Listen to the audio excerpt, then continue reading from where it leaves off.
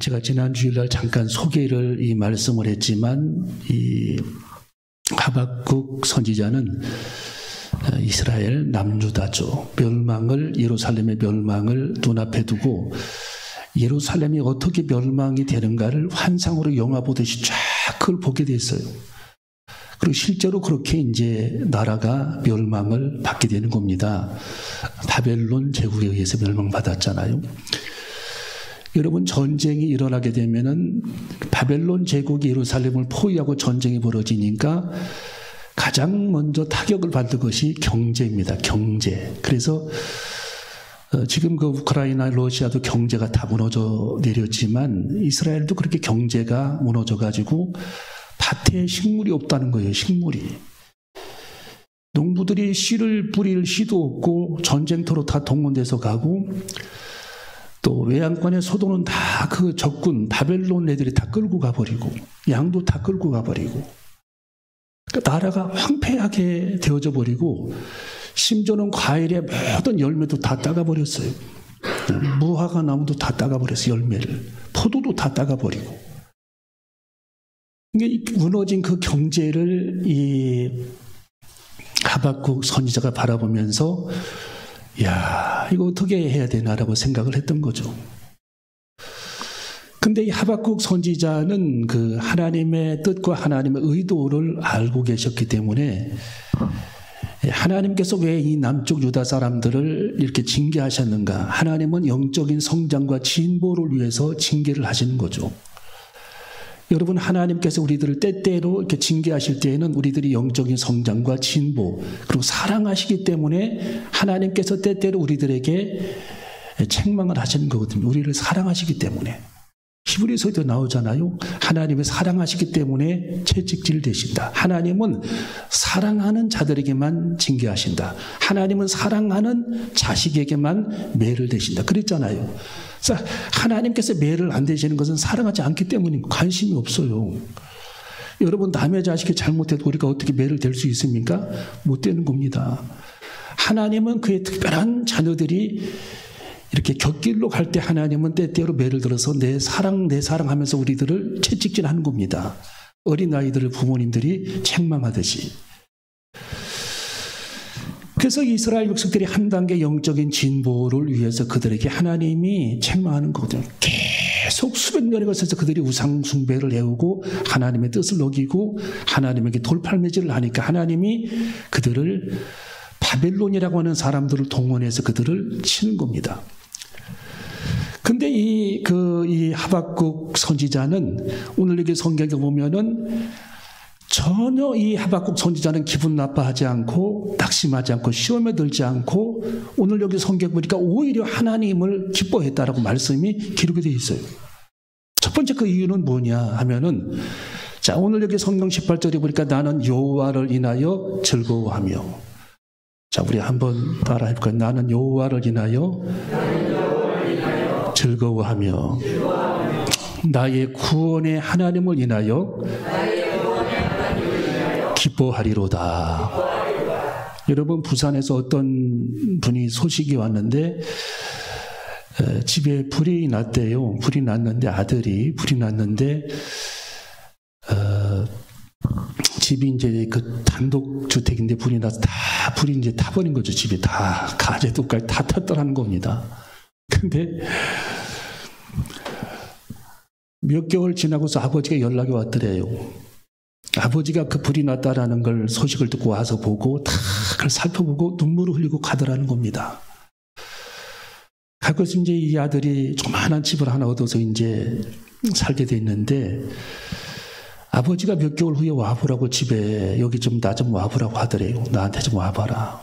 몇 번지로 와봐라 했더니 아버지가 땅을 사가지고 거기다가 집을 2층 집으로 져가지고 여기와 들어와 살아라 그러더라는 거예요. 자기한테 얘기 한마디 없이. 여러분, 이 아들이 어떤 생각을 했겠습니까? 이야, 우리 아버지가 이렇게까지. 알고 봤더니 자기 아버지가 살고 있는 집을 다 팔아버리고 그 돈으로 자기는 월세방 들어가고 그 돈으로 아들을 살리기 위해서 땅을 사고서 집을 짓고 입주하라고 하더라는 겁니다. 여러분, 그 아버지는 우리 하나님을 많이 닮은 분이죠. 여러분, 하나님께서는 바로 그와 같으신 분입니다. 여러분이 입주할 집을 이미 천국에 다 지어놓으셨을 겁니다. 하나님께서 입주하실 집. 요한복음 15장 14장에 나와 있죠. 내 아버지 집에 거할 곳이 많도다. There are many rooms in my house. 내 아버지 집에 거할 저택이 많도다. 그리고 살아갈 빛나는 방들이 많도다. 하나님께서 그렇게 우리들을 위해 저택을 준비해 놓으셨어요. 천국의 저택을 준비해 놓으셨습니다. 여러분, 제가 오늘 하루 종일 이제 서재에서 하나님의 말씀을 묵상하면서 우리 그 인간의 우리나라 사람들의 평균 수명을 제가 봤어요. 그랬더니 남자가 82세, 여자가 85세. 이게 무슨 얘기입니까? 예를 들어서 50세로 계산한다면 32년 있으면 우리는 이사를 가야 돼요. 어디론지 이사를 가야 돼. 어디론지. 천국에 가든 지옥에 가든. 이야, 이게 30년이 금방 지나가잖아요. 여러분, 그 생각해 보세요. 우리들이 나는 100세를 시대에 100세. 아닙니다. 평균이 그렇게 못 살아. 평균이 82세, 평균이. 물론 조금 더 사는 분도 있죠. 몇 명 안 돼. 아무리 지금 과학이 발달해서도 오래 사는 사람, 제가 통계를, 충청남도 거기 통계를 이렇게 보니까 100세 넘은 사람들이 그렇게 많지가 않더라고. 102세, 100살. 몇 명 안 돼. 결국은 다 82세까지 살다가 조금 더 살든지 먼저 가든지 해가지고 평균 수명이 82세, 평균 수명이. 그러니까 우리는 기껏해봐야 한 30년 50으로 계산한다면 미안합니다. 더 살 분들은 더 사시기 바랍니다. 한 30년 20년 살다가 이사를 가야 돼. 우리는 이사. 내가 살던 집을 다 그냥 놔두고 이사를 어쩔 수 없이 우리는 가야 되는 거예요. 주님이 한 번 죽는 건 성경에 정한 것이요, 하나님께서 그 후로 심판이 있으리니 성경이 말씀했잖아요. 우리는 주님께서 우리들을 부르시는 겁니다. 출석부에 이미 다 기재되어 있는 거예요. 그 출석부에 따라서 우리는 가게 되어 있어요. 이사를 가야 돼. 그렇게 여러분 생각해 보세요. 이 하루하루를 살아가는 것이 얼마나 감사해야 하는지, 이 하루하루가 얼마나 의미 있게 살아가야 하는지, 이 하루하루가. 나는 조금 젊기 때문에 더 아닙니다. 주님이 먼저 빨리 와, 너는 내가 사랑해, 빨리 와 해서 빨리 갈 수도 있어요. 오래 산다고 좋은 건 또 아니잖아요. 그러니까 이 하루하루, 앞으로 20년, 30년 남은 그 짧은 그 시간에 우리가 하루하루를 살다가 주님이 지어놓으신 천국집에 우리들이 가야 된다라는 거예요. 그걸 생각해 보면 이 하루가, 이 저녁이, 이 아침이, 이 하루가 너무도 기가 막힌 하루입니다. 그리고 그렇게 욕심을 부릴 필요도 없는 일이고, 움켜질 일도 아니고, 고집 부릴 일도 아니고. 그래서 오늘 여기 이 하박국은 초월 단계에 있는 그런 선지자이기 때문에 나는 하나님께서 내 인생을 구원해 주시고 내 삶의 어려움 속에서 내 삶을 구원해 주실 분이 하나님이신데 그 하나님 한 분 때문에 나는 기뻐할 수 있다는 거예요. 그 하나님 한 분 때문에. 나는 아무것도 필요 없다는 겁니다. 경제가 무너지고 포도나무 열매가 없고 외양간에 소가 없고 별 문제가 아니라는 거예요. 그건 다시 새끼를 키우면 되는 거고 씨를 뿌리면 되는 거고 그게 중요한 것이 아니다. 내 인생에는 가장 중요한 게 나를 구원하실 하나님께서 내 하나님이 되신다는 것. 이것이 내 인생의 가장 중요한 화두라는 거예요. 내 인생의 가장 중요한 명제. 그래서 나는 하나님 한 분만 계시면 아무런 걱정이 없다라는 겁니다. 왜? 그분은 구원의 하나님이시기 때문입니다. 여러분, 구원이 여기서 두 가지 의미죠. 구원은 내 영혼 구원받는다. 그건 신약의 개념이고 여기서 구원은 문제에서의 구원입니다. 문제에서의 구원. 여러분, 풍랑 만난 예수님의 제자들이 주님 우리를 구원하소서, 우리 영혼을 구원해달라는 의미가 아닙니다. 풍랑에서 우리들을 건져달라는 뜻입니다. 그래서 여기서 말하는 구원은 원뜻이 건져냄을 말하는 거예요. 건져냄. 할렐루야. 여러분, 주님은 여러분이 풍랑 만날 때에 어떤 어려움이 있을 때에 우리 주님은 구원의 하나님이십니다. 그 어려움에서 하나님은 전문가십니다. 전문가. 건져내시는 전문가라는 거예요. 구원해 주시는 전문가라는 겁니다. 병에서 하나님은 건져내십니다. 풍랑에서 하나님은 건져내십니다. 나만 장군을 하나님이 건져내셨습니다. 문둥병자로 주님이 건져내셨습니다. 나사로로 주님이 건져내셨습니다. 삭개오로 주님이 건져내셨습니다. 고민이 많은 사람을 주님이 건져내셨습니다. 염려가 많은 사람을 주님은 건져내십니다. 주님은 그런 의미로 구원을 본문에서 말한 거예요. 구원. 예. 여러분, 두 소경 바디메오도 그랬지만 주님 나를 구원하소서 그랬잖아요. 영혼 구원은 두 번째 문제. 그때 당시에는 눈 뜨는 게 첫 번째거든요. 이 눈을 뜨게 해달라는 개념입니다. 주님 나를 구원하소서, 눈을 뜨게 하소서, 그 뜻입니다. 그래서 하나님께서는 지금 이들을 잠깐 하나님이 징계하시고 책망하시지만 하나님은 구원의 하나님이라는 사실을 이미 하박국 선지자는 알고 있었던 겁니다. 걱정할 거 없어. 결국 주님이 이들을 구출하셔. 하나님은 구원의 하나님이셔. 하나님이 스룹바벨을 통해 그들을 구출하고 바사적에게 고레스를 통해 그들을 바벨론을 치게 해서 그들을 석방시켜 그들을 본국으로 돌아가게 해 예루살렘 성전을 건축하게 하잖아요. 결국 하나님은 그들을 구출해내시는 하나님이셨습니다. 이것을 이 하박국 선지자는 다 알고 있었기 때문에 걱정할 거 없어. 눈에 보이는 그런 현상, 움직임에 대해서 걱정하지 마. 여러분, 제가 주일날 낮에도 말씀을 드리겠지만 눈앞에 보이는 현상에 대해서 우리는 걱정하지 말아야 합니다. 왜? 눈앞에 보이는 모든 현상은 바뀝니다. 이게 날씨도 계절도 바다의 풍랑도 바람도 민심도 풍습도 사람들의 어떤 세상의 형태도 지도도 바뀝니다. 이런 모든 것에 대해서 우리들은 걱정할 필요가 없는 것이 주님은 바뀌시지 않는 회전하는 그림자도 없으신 분이 주님이시라는 겁니다. 주님은 변하시지 않는다라는 거예요. 바뀌는 건 내 마음뿐이라는 거예요. 사람들의 민심, 마음, 어떤 주변의 환경. 여러분, 삼각산 기도에서 기도했던 가리봉 중앙교회 목사님이 그런 얘기를 했어요. 옛날에는 기도원들을 많이 갔잖아요. 다 기도하러 그곳에 갔는데 사람들이 몇백 명이 부르짖어 산에서 기도회 날이 많이 했잖아요. 성전에서 기도하나 산에서 기도하나 하나님의 능력은 똑같은 겁니다. 근데 사람들은 가끔 이제 산기도도 이제 바람도 쏠 겸 가잖아요. 그래서 기도하는데 사람들이 다 하나둘 12시쯤 되니까 다 가버리더래요. 홀로 남았는데, 아무도 없이 혼자 남았는데 계속 이분이 이제 기도를 하는 거죠.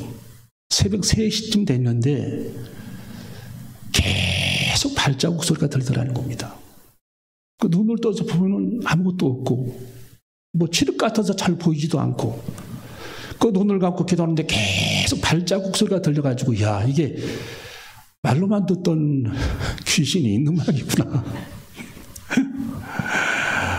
내가 여기서 살아 돌아가야 될 텐데 큰일 났구나. 사탄아 물러가라고 밤새 모든 기도 제목을 다 멈추고 사탄아 물러가라, 사탄아 물러가라 하면서 기도를 했는데 아침에 눈을 떠보니까 자기 바로 앞에 나무에 비닐봉지 하나 걸려가지고 바람에 살랑살랑 흔들 때마다 삭삭삭 발자국 소리가 들려가지고 여러분, 예수님의 제자들이 자기들의 마음이 변질되어 버리니까 예수님을 보고 유령이라고 그러잖아요. 성경에. 유령이다. 그 사람은 우리들 마음속에 자꾸 문제를 지어내는 거예요. 절망도 했다가 불안했다가 염려했다가 죽을 것 같다가 이것이 다 마음에서 일어나는 거예요. 마음에서. 마음 안에서. 망상이. 내 마음 안에서. 여러분 쇠붙이가 이 녹이 서른 것이 스스로 녹이 슬어버려. 스스로 자기 몸을 깎아서 녹이 슬어가지고 자기가 부러져요. 쇠붙이가 그렇잖아요. 아무도 거기 손을 안 댔는데 스스로 녹이 슬어버려. 사람 마음도 그와 비슷한 겁니다. 사람 마음도. 아무도 여러분에게 어떤 해로움을 주지 않았는데 스스로 내가 낭망할 수 있어요. 다 우리 경험해보잖아요. 내 스스로 낭망해. 예. 밤이 왔을 뿐인데 귀신이 있는 것으로 생각을 합니다. 낮에 보니까 아무것도 없어. 그냥 낮이 아무것도 없어. 그 나무 가지입니다. 똑같아요. 여러분 그 후로 그 목사님이 밤기도를 그렇게 하는데 아무런 두려움이 생기지 않더라는 거예요. 낮에 똑같은 그 나무, 내가 단지 어두움에 속을 뿐이다. 그 뜻입니다. 똑같은 바위, 똑같은 나무인데 단지 어두움에 내가 속을 뿐이다. 어두움에. 아무것도 변한 것이 없어요. 주님은 그 자리에 반석처럼 계십니다. 주님은 그 자리에 하나님으로 계십니다. 주님은 눈동자같이 여러분들을 바라보고 계십니다. 주님은 지금도 여러분의 손을 붙잡고 계십니다.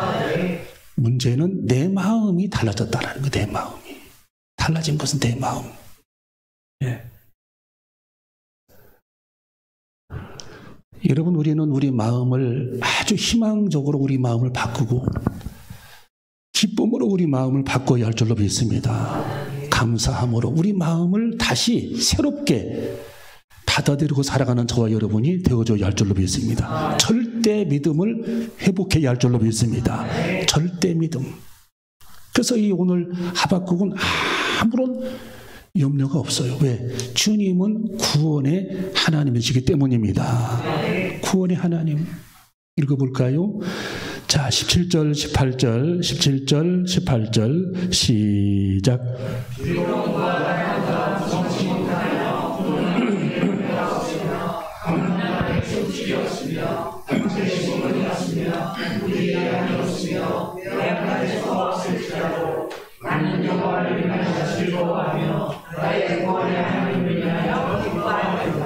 아멘. 야, 우리도 이 하박국과 같은 믿음을 가져야 할 줄로 믿습니다. 눈앞에 보이는 현상에 속지 말라는 거예요. 먹구름이 끼었다고 해서 태양이 없는 것도 아니고. 예. 여러분 비행기 타고 비 오는 날 하늘 올라가 보세요. 구름을 뚫고 올라가 보세요. 저 밑에 먹구름이 있어. 번개치고 난리야 세상에는. 근데 하늘은 아무것도 없이 맑고 청명해. 하늘은. 예. 저도 태국을 앞에 지나오는데 막 천둥치고 막 비행기가 출발하는데 난리가 났어요. 야, 이거 번개 맞아서 비행기가 떨어지는 거 아니야? 비행기가 높이 하늘로 올라가니까 저 밑에서 막 먹구름이 껴있는데 저 밑에 막 불이 번쩍번쩍 밑에서.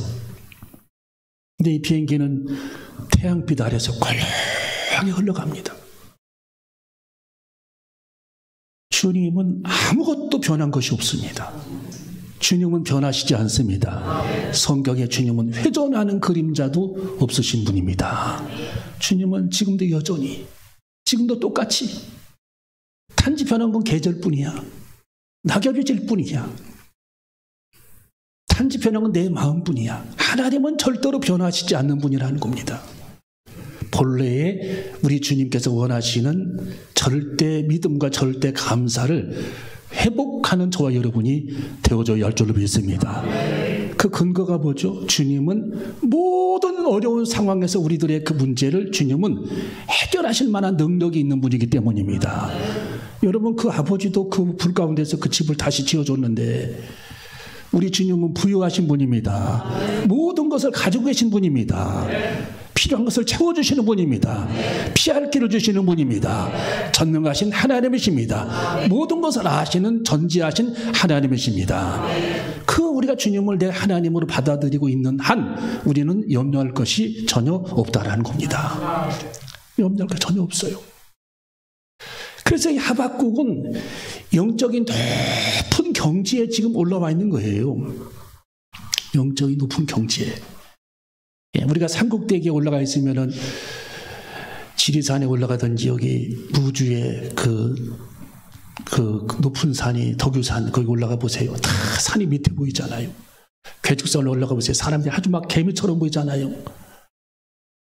우리가 영적으로 높은 곳에 우리들이 올라가 있으면 모든 세상의 문제들이 작아 보이는 거예요. 시시하게 보이는 겁니다. 예. 아무것도 아닌 것으로 생각이 되어지는 겁니다. 또 문제가 발생해도 주님이 구원자 되십니다. 오늘 여기 성경에 구원의 하나님으로 인하여 하나님께서 그 문제에서 구원하실 구원의 하나님으로 인하여 나는 기뻐하리로다.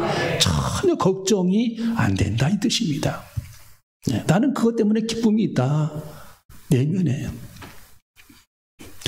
여러분 사슴은요 염소도 마찬가지지만 양도 그렇지만 높은 곳을 잘 다닙니다. 계곡을 얼마나 잘 떠다니는지 몰라요. 계곡을 100m, 200m, 300m 되는 그 막 아찔한 그 계곡 한 번 발 헛디디면 추락하는 그 계곡을 염소나 사슴은요 아주 그 발굽이 계곡에서 잘 다닐 수 있도록 하나님이 그렇게 창조를 해놓으셨어요. 그래서 치타나 이 호랑이 애들이 막 오면은 걔들은 그런 것을 잘 못 다닙니다. 그런 걔네들은 이 사슴이나 염소는 계곡 높은 절벽 깎아지는 그런 절벽으로 피난을 가는 거예요. 거기는 못 와 걔들이. 호랑이도 못 오고 곰도 그곳에 못 옵니다. 늑대도 못 옵니다. 왜? 발가락이 틀려. 발가락이. 그래서 이 사슴은 높은 곳까지 그대로 올라가는 거예요. 높은 곳까지 사슴은. 여러분 제가 이 말씀을 왜 드리는 줄 아십니까? 오늘 여기 성경 19절에 주 여호와는 나의 힘이시라 나의 발을 사슴과 같게 하사 목과 같게 하사 나로 나의 높은 곳에 다니게 하시리로다. 높은 곳에 다니게 한다. 영적으로 높은 단계. 모세가 시내산에 머물렀듯이 영적으로 높은 단계에 우리들이 머물러 있으면 신령한 삶을 살게 되는 것입니다. 신령한 삶. 예. 여러분 우리가 세속에 몸담고 살게 되면 날마다 세상 것에 이렇게 부딪히고 살게 되면은요 이렇게 신령한 삶을 살기가 매우 어렵잖아요. 날마다 고민이 생기고 문제가 생기고 막 나를 핍박하는 사람도 있고 영적으로 우리들이 높은 단계에 올라가게 되면은 그게 저 밑에 있기 때문에 문제가 되지 않는 겁니다. 염려가 되지 않는 거예요. 전혀 문제가 되지 않아요. 다른 사람들이 고민하는 문제가 나에게는 고민이 안 되는 문제고 애기들은 과자 하나만 없어져도 막 난리가 나잖아요. 어른들은 고민하지 않잖아요. 뭐 사면 돼. 그리고 집에 있는 거 먹어도 되고 중요한 게 아니야. 예. 풍선 하나 터졌는데 막 난리가 나잖아요. 막 터졌다고. 예. 영적으로 우리들이 저 밑에 들어가 있으면 그렇게 되는 거예요. 그렇게 조그마한 문제를 가지고 거기에 넘어지는 겁니다. 시험에 들고. 근데 영적으로 높은 곳에 우리들이 올라와 있으면 주님과 계속 영적인 교제, 신령한 그런 삶을 살기 때문에 우리들은 결코 넘어지지 않게 되는 것입니다. 할렐루야. 주님과 여러분 깊이 있는 그런 교제, 영적으로 깊이 있는 그런 교제를 하기 위해 영적으로 높이 우리들은 올라가 있어야 할 줄로 믿습니다. 이 세상을 좀 초월하고 초연한 삶, 그래서 내려다보는 삶. 예, 여러분 우리들이 이 모든 것을 세상의 모든 것을 이렇게 믿음의 눈으로 내려다봐야 되는데 거기에 꽉 이렇게 바윗돌을 내 머리에다 하나 올려놓은 것처럼 이렇게 올려다 보면은 세상이 힘들어지는 거죠. 내 삶도 힘들어지고. 그래서 사도행전에